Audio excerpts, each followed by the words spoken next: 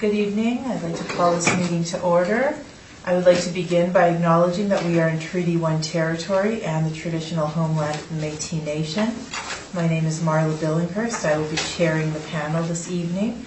To my left is Ms. Diane Knight, and to my far left is Mr. Brent McIntyre.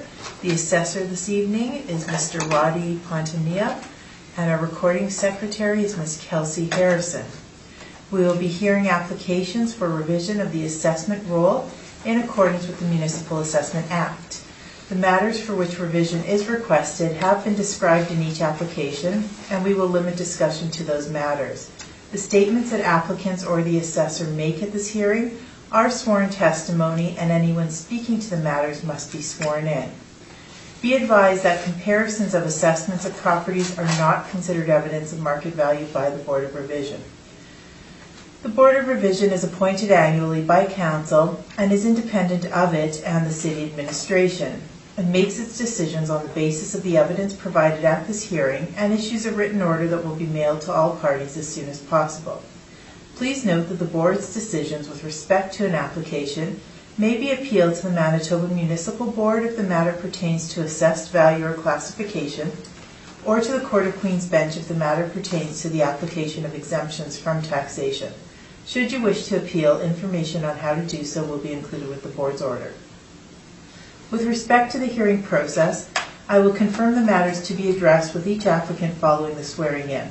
We will then have the assessor's testimony, followed by questions that the applicant may have, and then the applicant's testimony, followed by questions. Each side will have an opportunity to summarize if they wish. Once all the evidence about an application has been brought forward, the applicant may leave. The process will repeat for each item on the docket today. The session will close after all the applications have been heard, and the Board will deliberate in private and make its decisions. You will receive the order by registered mail as soon as possible.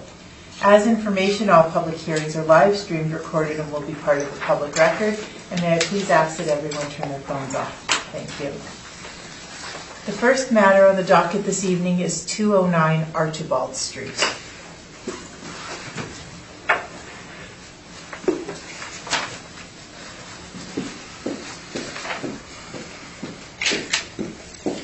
Would you like to swear in? Or? I can swear. Could you please state your name? Roddy Pontamia. And do you swear to tell the truth, the whole truth, and nothing but the truth, so help you God? I do. Thank you.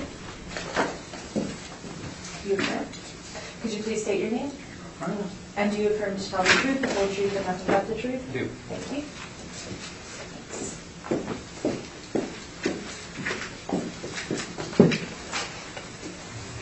Please proceed when you're ready.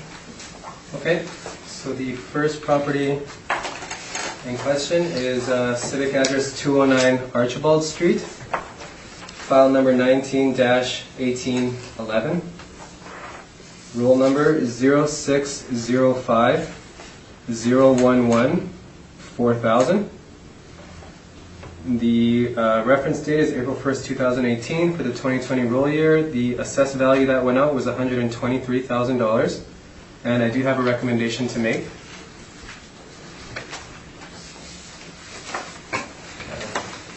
Recommendation form for everyone. Sorry, I should actually say. Thanks.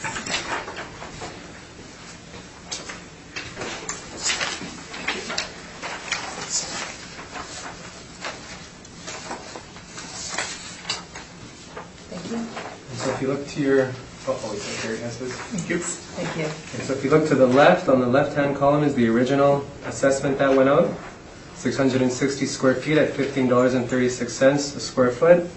When you go through all the parameters, it gives us a market value of $123,000. And we did an adjustment to the assessed value based on the land value of the property. And so we had revised our rental rate to $12.11 from $15.36. And using the same parameters, we came to a market value of $96,000. Mr. Reimer? We disagree with the methodology, but agree with the number. So we're in agreement with 96,000. Great. Thank you. Thank you very much.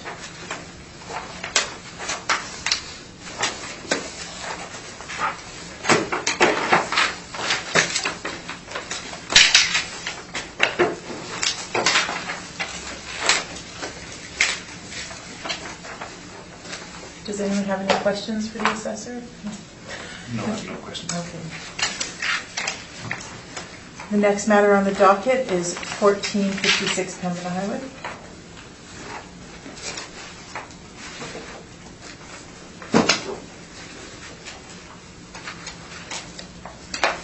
Okay, so the, oh, sorry. I was going to say please proceed, but Okay. you're there already. I was so- disorienting myself, yes, sorry. So the file number is 19-4224. The roll number is 0308 063 2100.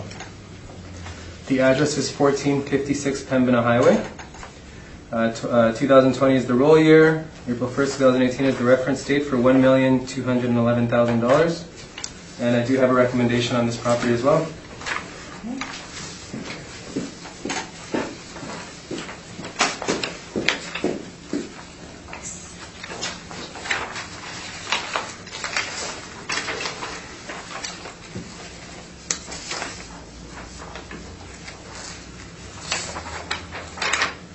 Thank you. And so again, the original assessment is on the left. We have 6,490 square feet at $13.79 and 1,090 square feet at $15.98. We're applying a 6% vacancy, $6.50 shortfall, 2% other expenses, and a cap rate of 7.9%, which gave us a total of $1,209,000. And on the revised income stream, we revised the rental rate from $13.79 to $11.66 on the 6,490 square foot premise. And on the 1,090 square foot premise, we revised the rental rate to $13.51 using market data. We applied the same parameters and we came to a overall market value of $1,017,000. Mr. Ryman, Disagree with the methodology, but agree with the final value. you're accepting the We're recommendation? accepting the final value, yes. Thank you.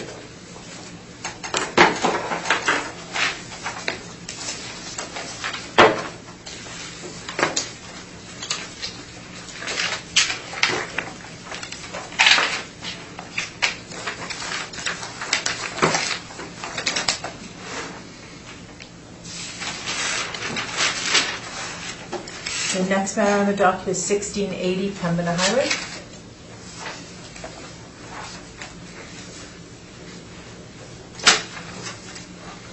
Okay, so this is file number 19-2490.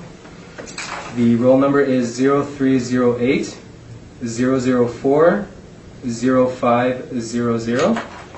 The address is 1680 Pembina Highway.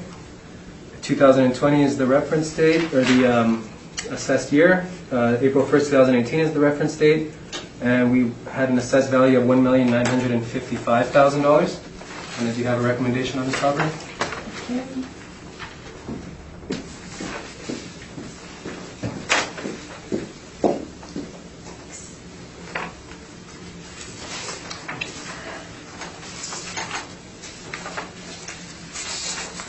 Thank you. The original assessment went out at 9,832 square feet at $13.57 a square foot. We have a 4% vacancy that was applied to it, a $6 per square foot shortfall, 2% other expense. We applied a cap rate of 6.3%, which gave us a indicated market value of $1,955,000. On the recommendation, we adjusted the rent to $13.55. We applied the 4% vacancy, $6 shortfall, and we increased the cap rate to 7%, which gave us an indicated market value of $1,757,000. Agree with the final value, don't agree on the result or how we get that. But agree on the final value. Thank you.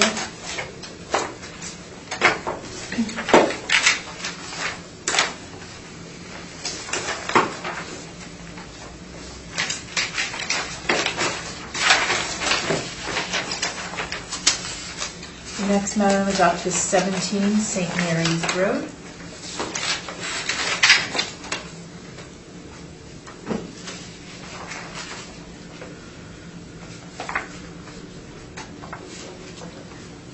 Okay, so The file number for the subject property is 19-3482. The roll number is 0609 089 2000. The address is 17 St. Mary's Road. The roll year is 2020, reference date April 1st, 2018. And we have an assessed value of $1,123,000 that went out. The parcel use it has been labeled a commercial retail store. It's one building, one premise, one story. The actual year built was 1982. We have an effective year built on the property of the year 2000. Wall height is 15 feet. The total leasable area is 5,764 square feet. The land area is 7,998 square feet. And we do not have any recommendations on this property. So if you can turn to page 8.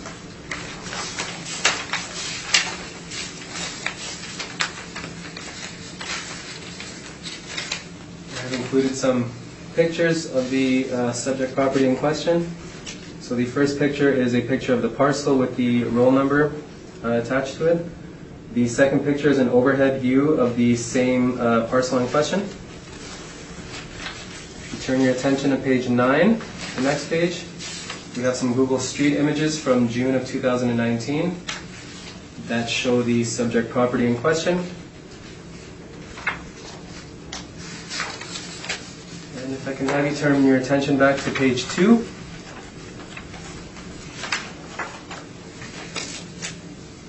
We do have some sale history on the property.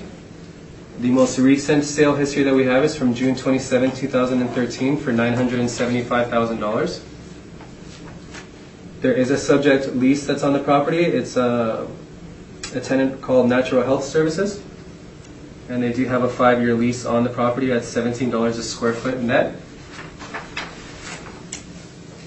On page 3, I've included some comparables.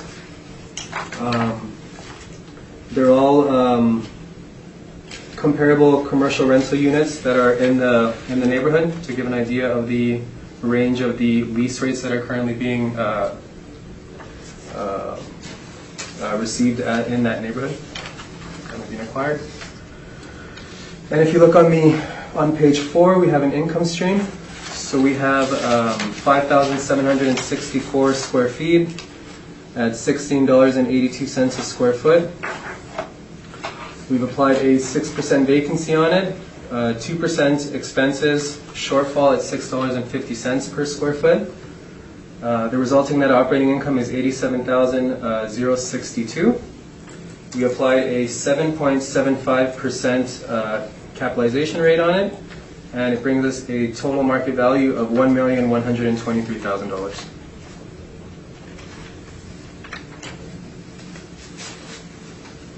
The following brief includes the income and expense mailer for the subject property. And there's also an included addenda on the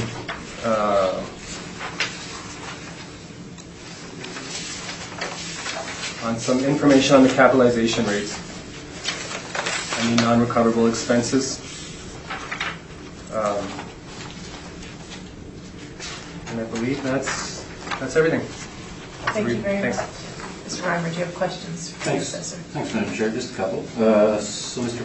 Pontanella, could I ask you and the board members please to turn to page 4 briefly?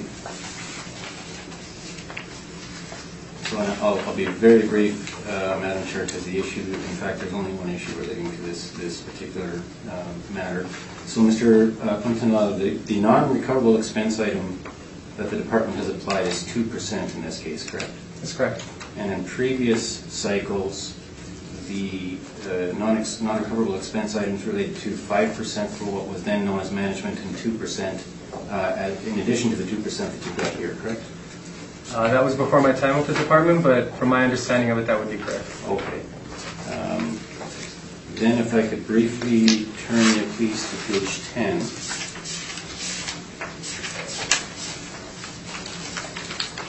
So what the owner has reported in the 2017 fiscal year at line 221, Mr. Pontanella, we can agree that is an amount of $24,097 relating to leasing commissions, correct? That's correct. And those commissions, of course, are not recoverable from the tenant under this triple net lease, correct? That would be correct. Thanks, Madam Chair. Those are my questions. Thank you very much. Mr. McIntyre, any questions? I have no questions. Ms. Knight? No questions. Nor do I, so please proceed with your presentation. Thank you. I'll be very, very brief initially. So you know what, if we could ask, Madam Chair, if I could ask the board members and Mr. Quintanilla to turn to page 9, please, of our materials. So as you can see in that evaluation, if you have the department's brief at page 4 opened up as well, and you line these up side by side, it becomes very apparent what the issue is, because actually our market rent is about $1,000 higher than what the department's put on it. So we applied that 2017 rate of $17 based on what the property was actually achieving as of the reference date. I believe that's the best by far indicator of value. It's the same vacancy allowance and same cap rate and same expenses for shortfall and other. So what we're left with is the non-recoverable expense of 5%. And that is the difference, in effect, in the calculation of our respective NOIs and the difference in value. So now I had asked, and Mr. Quintanilla's answer was very fair. He wasn't around at the time, but if I could briefly ask the board members and Mr. Quintanilla to turn to our page 17, just to verify the question that I had. So if you recall, Madam Chair, I had asked Mr. Quintanilla at the previous assessments, the expense allowance for unrecovered expenses totaled 7%. And there, if you look on this is the previous assessment for the subject, and the expense allowance shown there is the 7% I'm referring to. So just for the board's reference, that in fact is what I was referring to. Now, I have filed this brief, and I know with at least Madam Chair, yourself and Mr. McIntyre, you've heard this multiple times. I propose to go over this at a very high level, but does that meet with your approval, or rather than go through in a lot of detail? Or Are you familiar with the? I am familiar with you are familiar with that? Yes. Okay. So I'm going to go through this at a very, very high level because I do not want to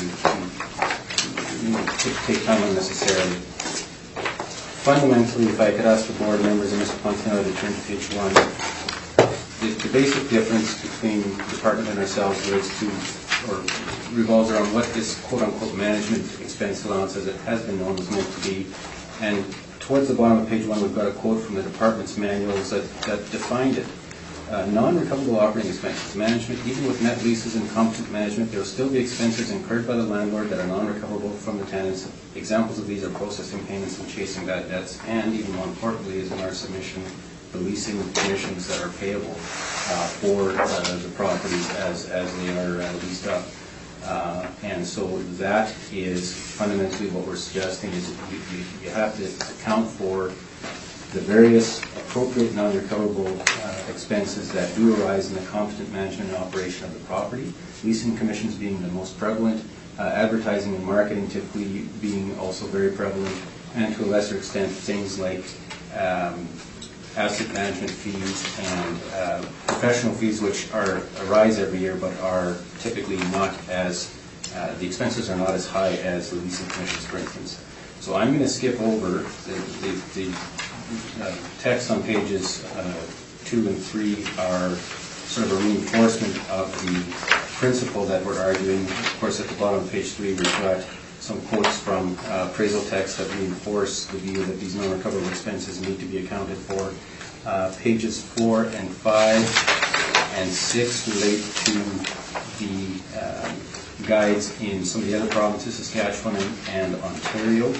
And then turning to page 8, we've got a listing on page 8 of all the different kinds of non-recoverable expenses that we encountered in our review. There are, as you can see in the middle of page 8, quite a number of them, but then going to page 9, what this all distills to is a calculation that we've made based on just 4 items: leasing commissions, professional fees, asset management fees, and advertising marketing. So just those 4 expenses are set forth on page 10A, the next page. That's our chart. For the sake of simplicity, I'm encouraging the board just to regard the right-hand column, that's including the TIs, and just look at the second from right-hand column. This is the unrecovered expense calculations that we've made for the properties listed there. A total of 32 properties with an average of 7.4% and a median of 5.75%. So certainly what we're suggesting is that the 5% allowance, as had been applied up until this assessment cycle, was absolutely appropriate and should be restored. Then turning to page 10B again, the 2% allowance has historically been referred to as the structural allowance. We did a spot audit of the properties where we had the information in that chart on the bottom of page 10B, and it certainly shows that the 2% allowance, if anything, is on the light side, but we are suggesting in our evaluation just simply restoring the 5% for the unrecovered expense allowance, retaining the 2% for the structural allowance, and valuing the property in that manner. So on that basis then, and all of the information underpinning those figures are of course contained in the text of, or in the attachments to this study. So in that vein, if I could then ask the board and Mr. Fontenot to go back to our, and I alluded to this briefly, but to our brief, in our evidence in sheet on page 18. And this very much illustrates the point that we're making. So Madam Chair, the under line 221, and this is the same material that Mr. Fontenot had submitted in his evidence. This is the reply to the assessor's questionnaire for the 2017 calendar year.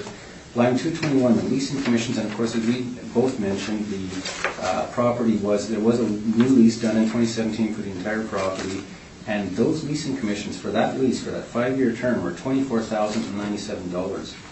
So that is an expense that is not recovered from the tenant. This is an expense paid for by the owner. So now if you consider that $24,000 expense, and that's of course for the 5-year term that this tenant moved in, and if you go to our valuation on page 9,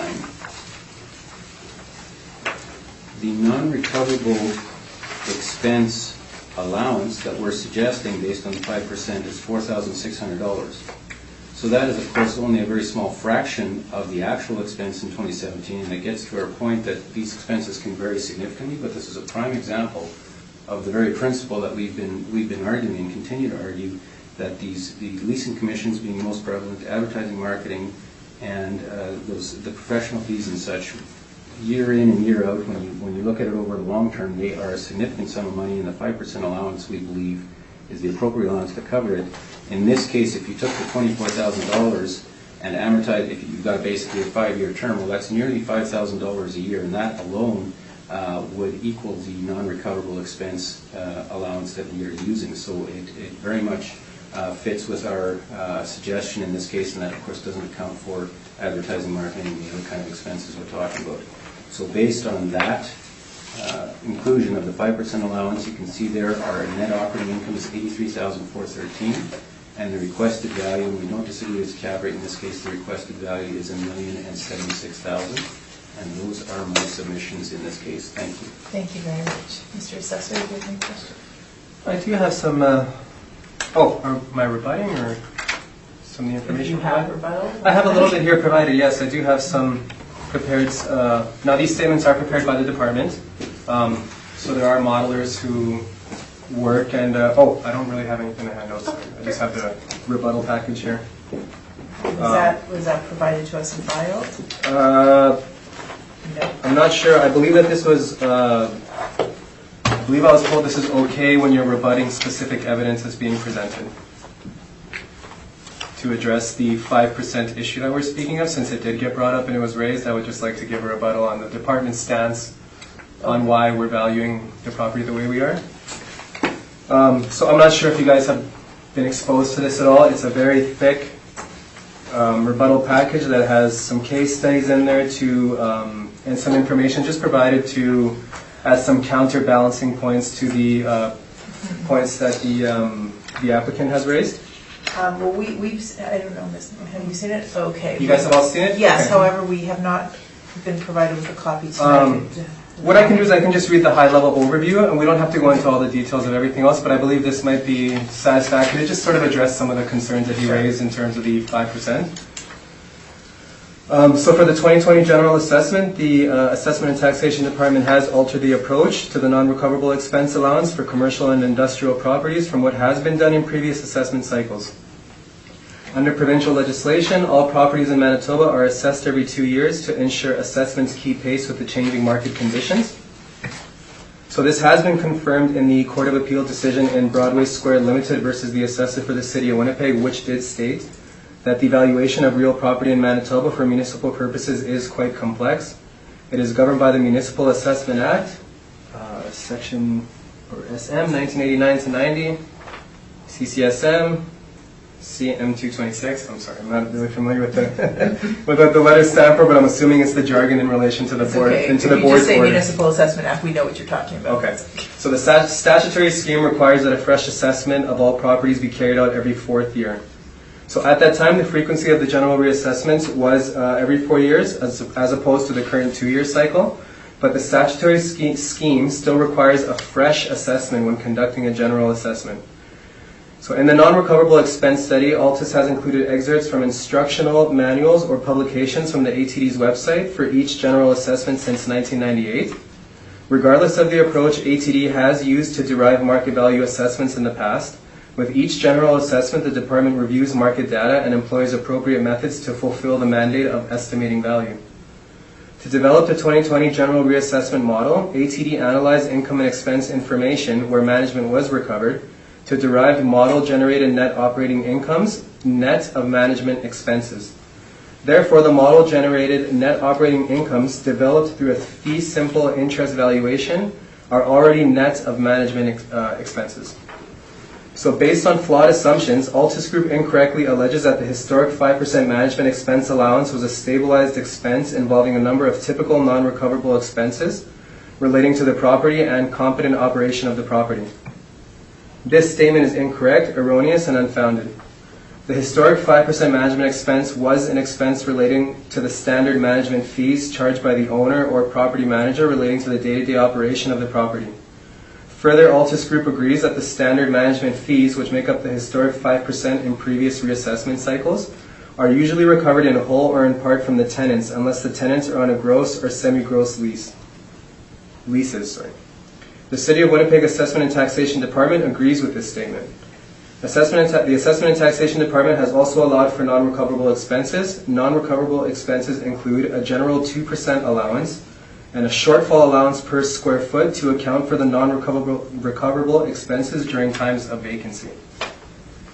I'll just finish this off, and then that should be enough to address his points. The 2% general interest allowance was always intended to include expenses incurred by the landlord that are not recovered by the tenants.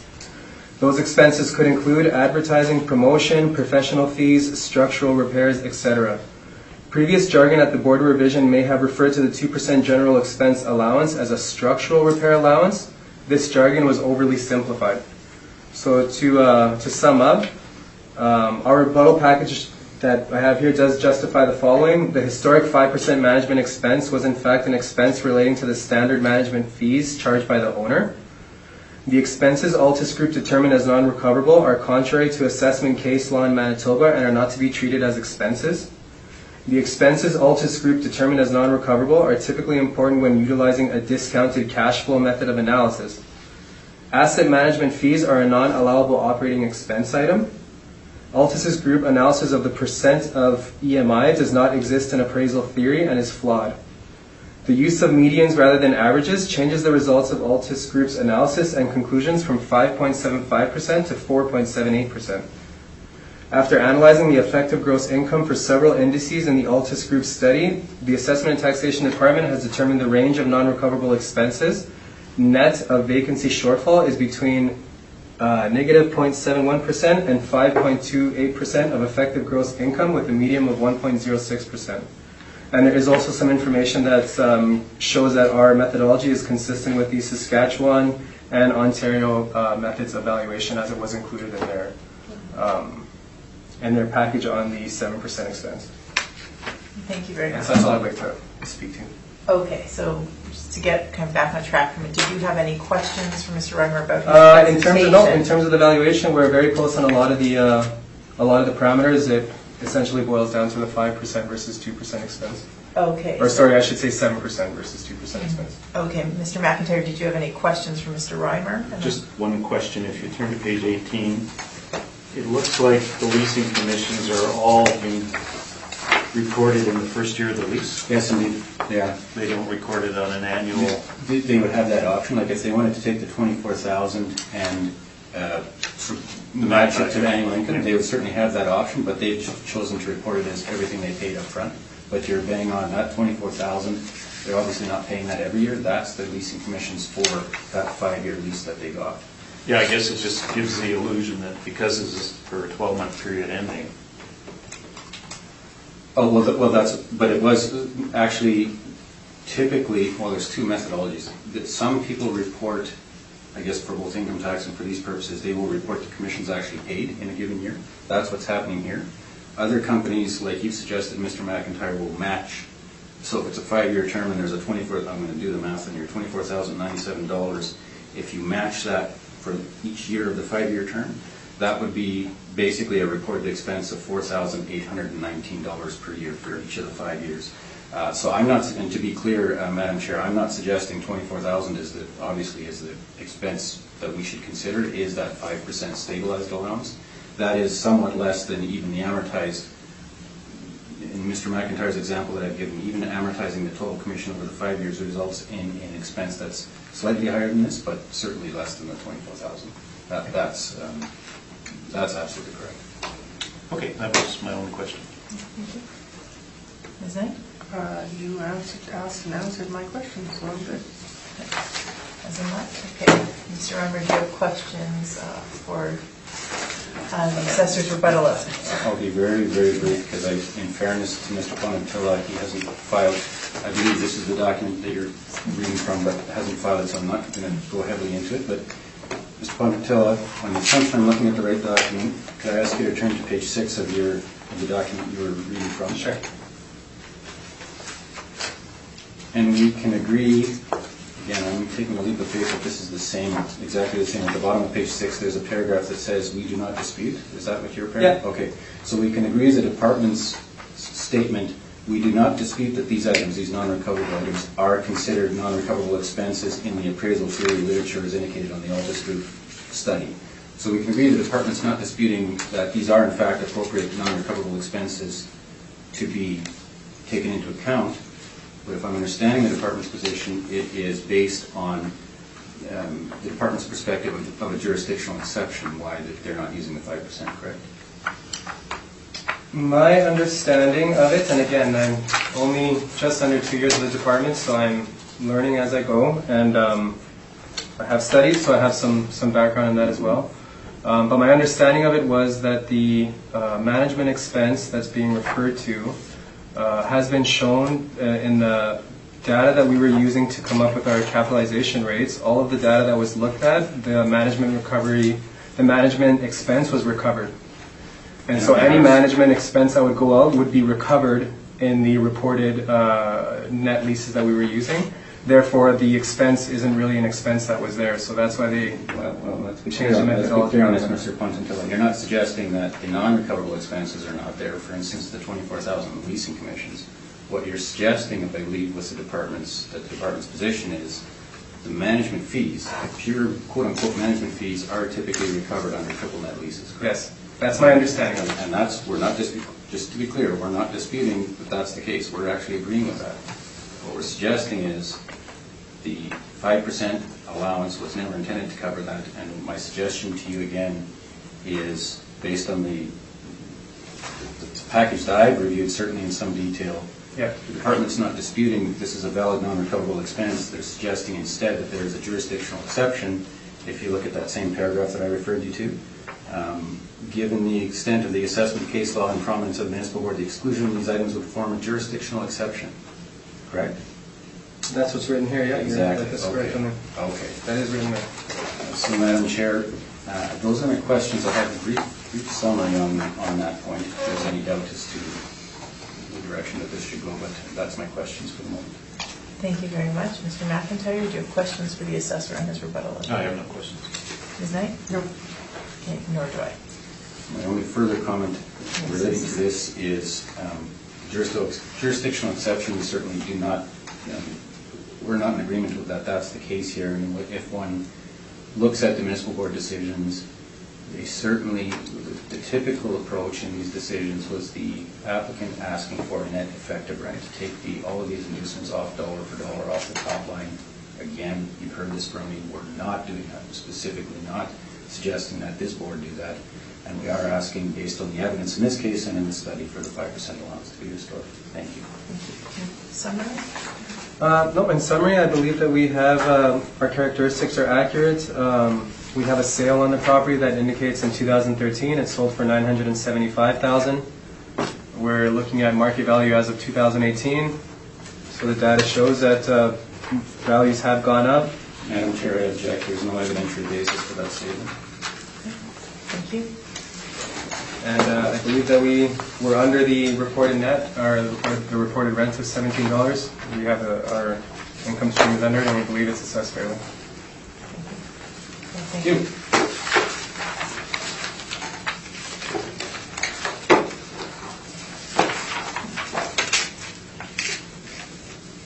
The next matter on the docket is 970 St. Mary Road.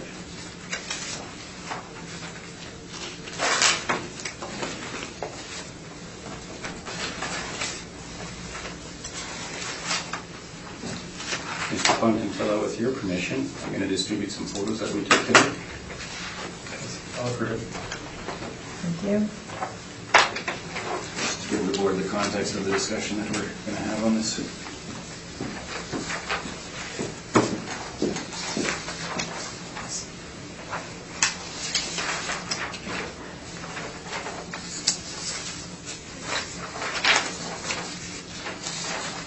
Thank you very much.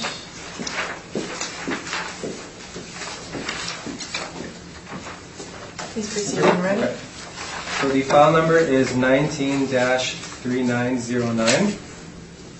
The roll number is 08003716,000. The address is 970 St. Mary's Road. The roll year we're speaking of is 2020, reference date April 1st, 2018, and we have an assessed value that went out at $447,000. And I did have a recommendation that I was going to put forth to the board, but I had received some evidence very recently, on Friday actually, from the applicant, that there was a question on the structural integrity of a roof that was in the subject property in question that we're speaking of. So we spoke to the property manager. We arranged for an inspection today, and when I went and met the applicant at the subject property, it was brought to my attention through the photo evidence that he's provided that the property appears to be completely gone. One of the buildings where one of the premises would have been associated with. So this information was just brought to my attention today, and so it's fairly obvious from the pictures that are provided that any recommendations I make, or really anything I speak of in regards to the valuation of the property, is going to be altered as we issue a supplement based on the evidence when we receive the permit for the demolition, and then we go forward with the adjustments that are going to be made on the property. So this is a bit of a unique scenario for myself. I'm not sure if you wanted me to proceed forward with the presentation as if the property was there, but again, I can't really offer a recommendation in good faith, knowing that it's going to be revised again when a supplemental assessed value notice goes out. So I'd refer to you guys for some guidance on how you want me to proceed with this. So, well, can I offer my suggestions? Because there's two ways. We could, so actually, just to jump the gun a little bit, could I ask the board and Mr. Punzentel if we can open up the department's brief on page 4 and our brief on page 9, and that'll sort of give the flavor of the property and what's happened and what Mr. Punzentel and I found today when we inspected the property. So if you look at our brief on page 9, the unit that is gone, there's exactly 2 walls, as you can see on the photographs. It's the top units, that's 1,990 square feet. So that just doesn't exist. It's open sky, and yeah, exactly, on those photos you can see that it's just gone. On Friday, it was kind of interesting because I had learned on Friday that there had been a roof issue, the roof had collapsed, and I thought, well, okay, so we'll go take a look, and it's probably underway. And Mr. Puntentilla and I got there, and we walked through the front door there, and it was wide open, blue sky, so that was a bit of a shock. I entirely agree.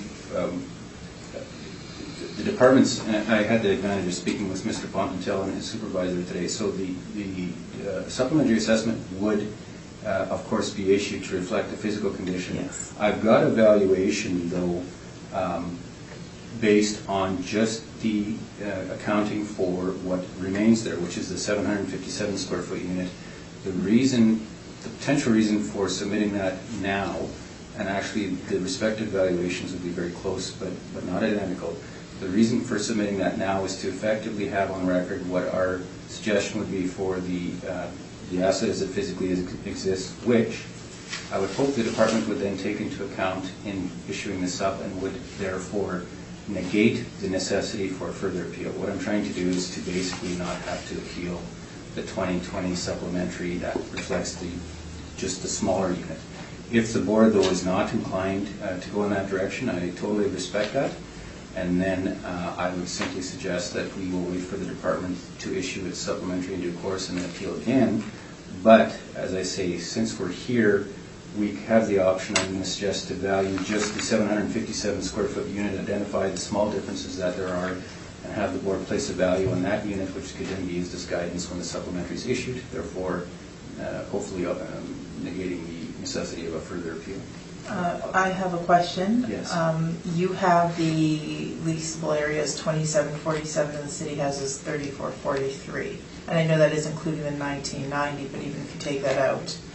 I believe it's fair to say that both the unit, our unit 970, includes both the 1900 and the 786 feet. Oh, okay. So all that's left, the 757 square foot unit is the tattoo place that was right beside where we were. So that's what's physically generating revenue right now. But again, I'll be guided by yourself, Madam Chair. Whatever you would have us do. Perhaps we'll take a short recess to discuss it. Certainly.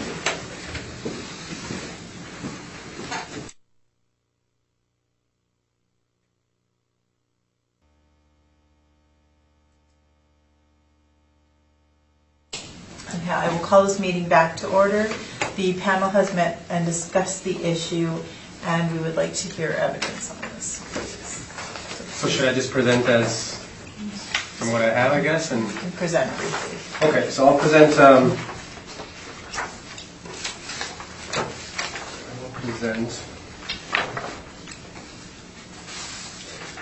So because I had the idea that we were going to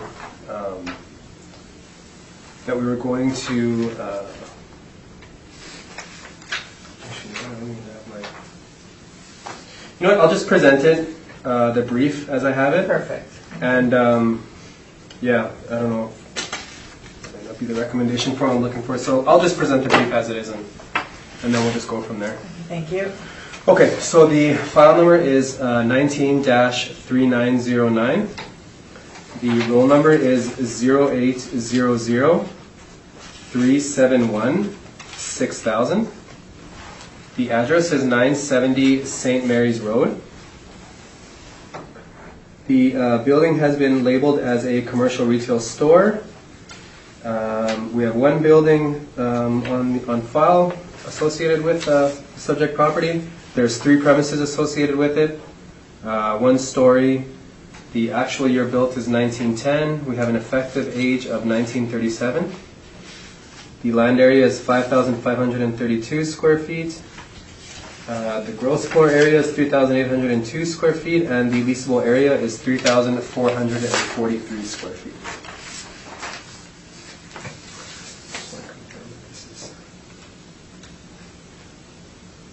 I know I'm not going to present it since we're just doing just anyways.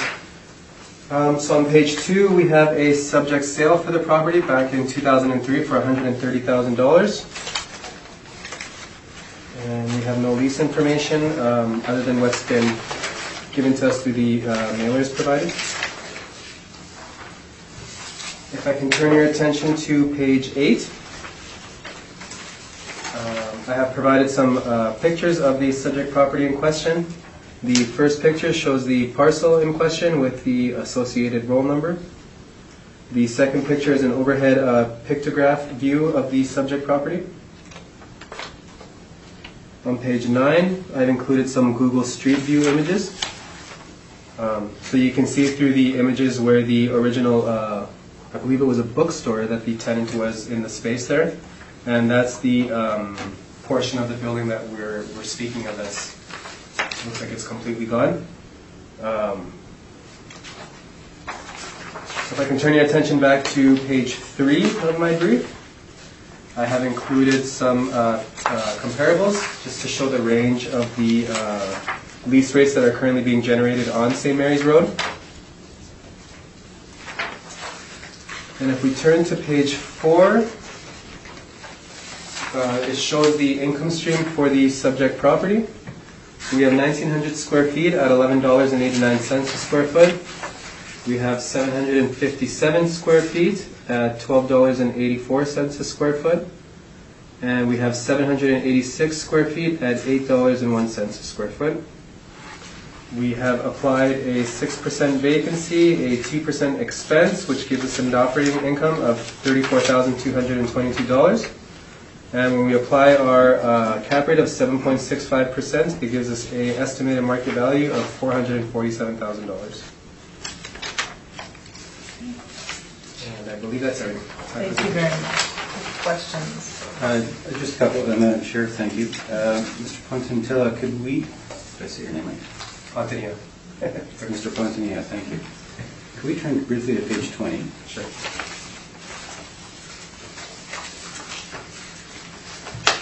So what the unit, we can agree that the unit that's left standing right now is a 757 square foot unit. That's shown on the rent roll there is 972, correct? Yeah, that appears to be the case. Yeah, okay, and that's the, that was leased as of the reference date under June 2015 renewal, leased at a net rate of $12, correct? That is what the mailer is showing, correct? Okay. So then turning briefly to page 4, there, the 757 square foot unit, that $12.84, that's a model-driven rate then, correct? It is a model driven. And the rest of the parameters are as well? That's correct. Madam Chair, could I ask that all the previous questions and discussions around the 5% off be carried forward? Absolutely. Thank you. Those are my questions. Thank you very much. Mr. McIntyre? I have no questions. Ms. Knight? No questions at this time. Nor do I. Please proceed. Madam Chair, I'll be submitting based on the events of today, a suggested value just for the unit/building that's left standing right now. Thank you.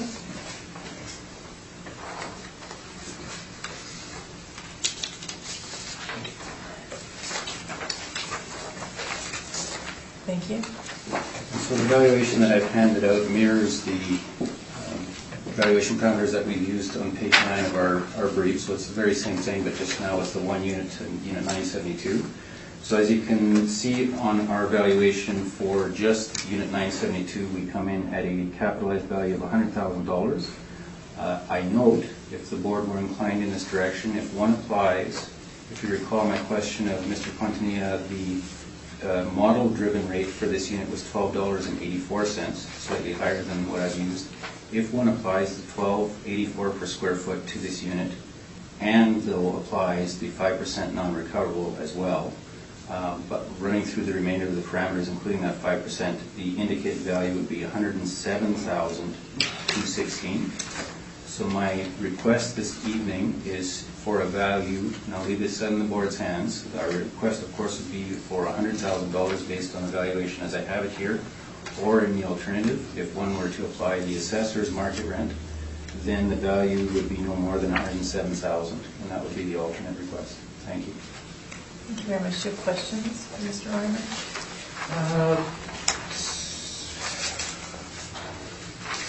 So are the $12 that you're using here, is that the actual That's the June 15 renewal. from the mailer? Yeah. Okay. Yeah. And you're including the $12. Just give me a second here to get this in front of me.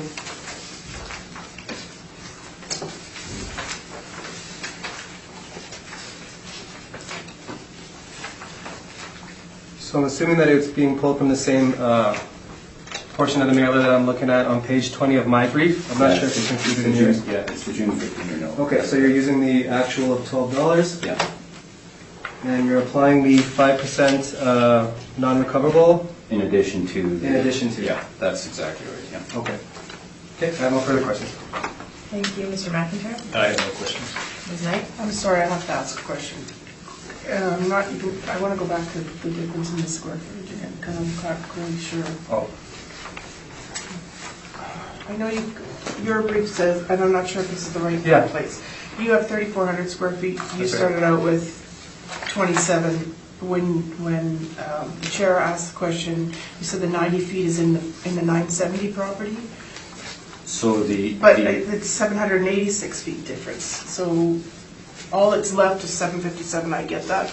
But where was the 786 to begin with? The 786 was actually part, if you look on, easiest thing would be to go to Mr. Pontanil's brief on page 4. So if you look at what amounts to the first and third units there, Right.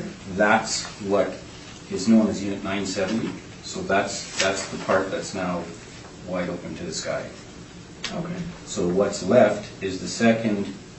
It's of just the the three. 757. Yeah, But which you is- guys disagreed on the square footage of what's gone. did you want me? So. I'm just trying to Yeah, no, wrap it's, my head. I so know we you- had included, like the applicant was referring to, we had included the 1,900 square feet as for unit 970. Unit 970 also had a storage unit that we had included in the valuation stream.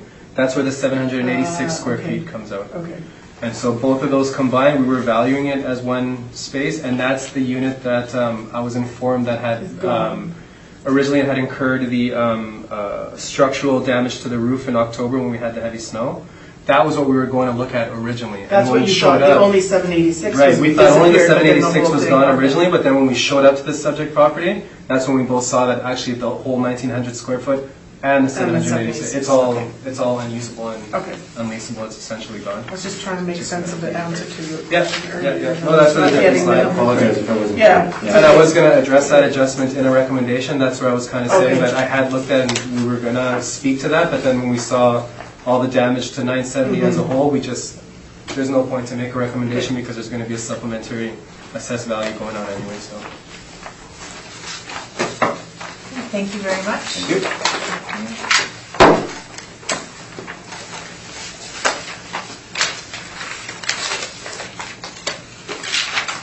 The next matter is 159 St. Anne's Road. Just give me a second. Please take your time. I lost my elastic there for a second. There we go. Okay, so 159.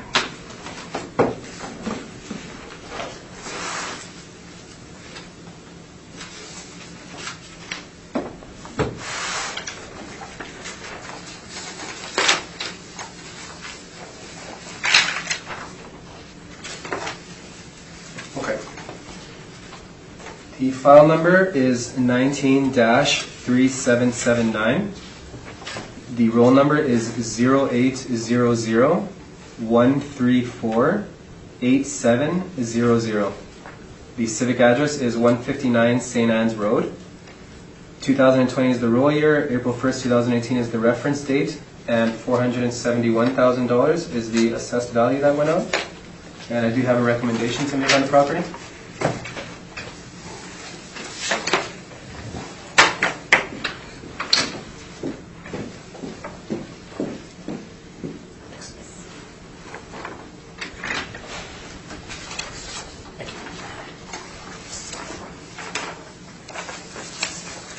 Thank you.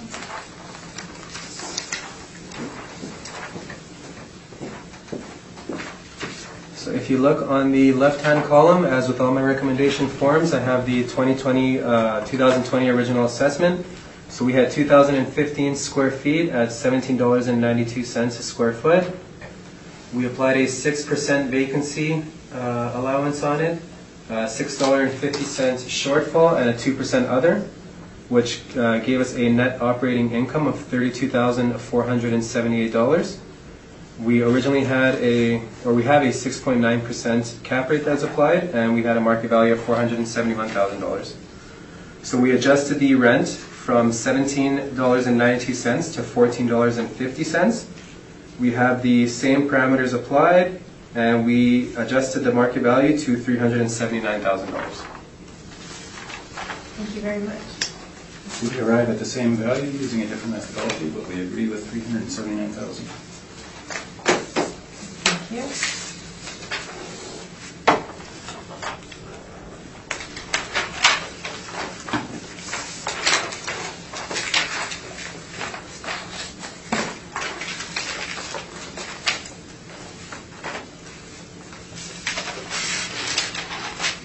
Next matter on the docket is 123 Marion Street.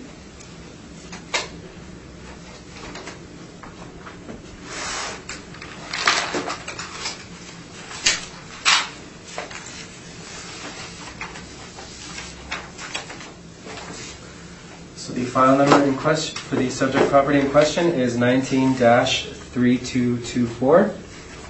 The roll number is 0609-082-4000. The address is 123 Marion Street.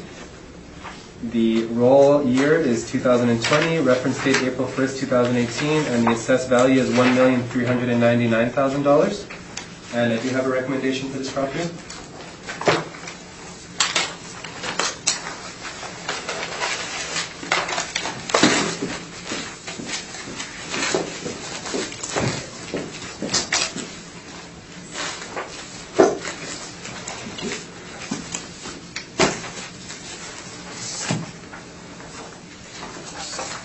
Thank you.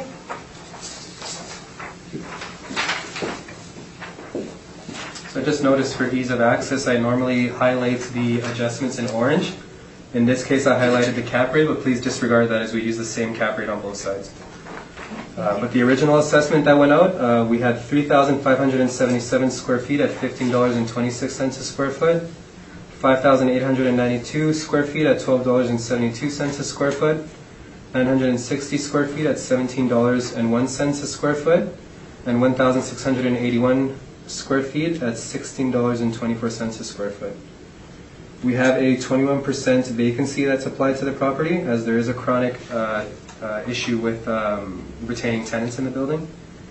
$6.50 for shortfall, 2% other. It brings us a net operating income of $117,531. And when we apply a cap rate of 8.4%, we had the assessed value of $1,399,000. So if you look to your right, you can see that we made an adjustment, 3,577 square feet at $12.90, 5,892 square feet at $10 a square foot, 960 square feet at $14.38 a square foot, and 1,681 square feet at $13.73 a square foot. And we kept the 21% vacancy that is applied to the property. $6.50 shortfall, 2% other, brings us a net operating income of $93,366. And when we apply the same cap rate of 8.4%, we come up with an indicated market value of $1,112,000. That's our recommendation. I know that the value is within $15,000 of our request, and we are in agreement with that value of $1,112,000.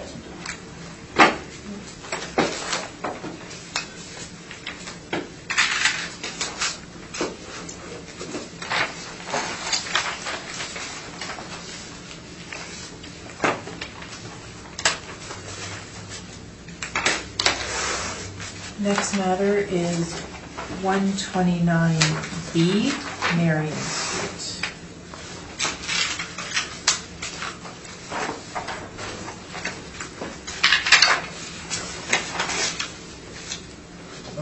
So the file number is 19-32 1494. The roll number is 0609-082-3000. The address is 129 Marion Street. The roll number is, the roll year is 2020. The reference date is April 1st, 2018. And we had the assessed value that went out at $395,000. And I have a recommendation for this property as well.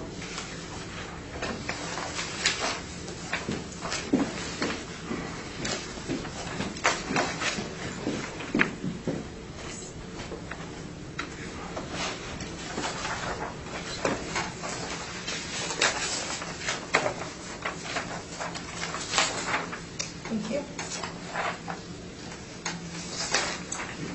So there's a few adjustments done to this property in question. So the original assessment, we had 1,320 square feet at $11.12. We had that twice, as there's two units that both have the equal square footage.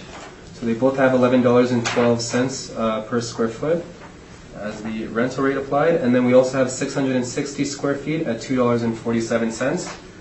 Originally that was for a basement that we were putting a value on. So when you go down with the model parameters applied, it brings us a market value of $395,000. So what we did for an adjustment is we adjusted the rent rates based on market data. So we reduced the rent rate from $11.12 to $10.42 a square foot. And after consultations with the applicant as well as with the owner of the property, it was deemed that the basement wasn't providing value to the property, and so we removed the basement from the income stream.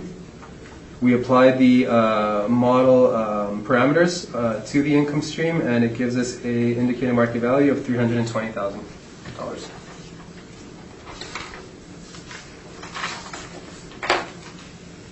So, Madam Chair, we agree with the value, disagree with the methodology, we agree with the value, and in fairness, if you note that the assessor had not... I was getting to that Oh, next. sorry. So just... I meant to say that, sorry. Because I jumped into my recommendation right away. Yes, are you withdrawing your request? No, I'm not. So I will like to request that the burden of proof be placed on the applicant for non-cooperation, Section 53(3)B of the Municipal Assessment Act. And if a reduction in assessment is ordered, that it follows Section 54(3.2) of the Municipal Assessment Act. Sorry, I meant to say that before. That's good. Madam Chair, we're not disputing the application of the penalty. So in this case, to be clear, we're agreeing with the value of $320,000, and we are not disputing the application of the penalty provisions in this case. Thank you. Okay, so applicant is assisting and not...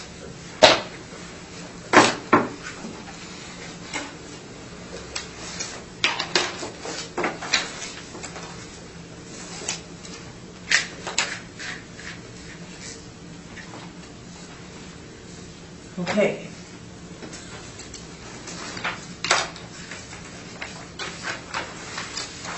Okay, well, thank you very much.